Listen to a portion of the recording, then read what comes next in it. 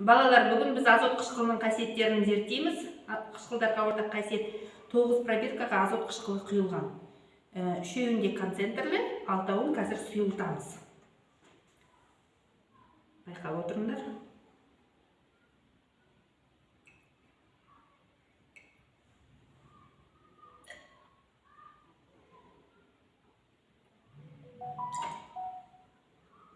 Енді концентрлі азот қышқылы мен сұйылтылған азот қышқылына оң жақтағы кесек түріндегі 3 түрлі металлдың кесектерін саламыз. Біріншісіне мырыш, екіншісіне де сұйылтылған мырыш,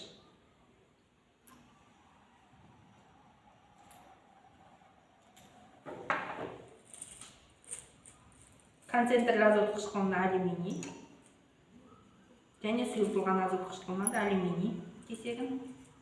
Нені байқап отырсыздар? Қарап отырыңдар. Және үшіншісіне темір кесектерін саламыз.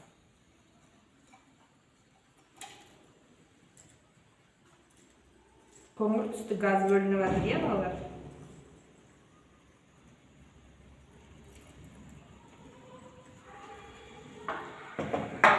Енді келесі 3 сұйылтылған пробиркамызға сол металдардың ұнтағын саламыз. Және нені байқаймыз, соны қараймыз.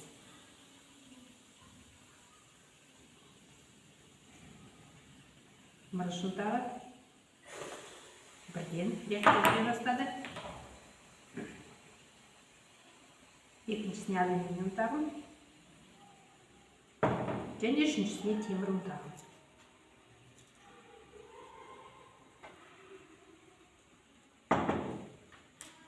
Реакция жылдамдығына қандай факторлар әсер етуі мүмкін?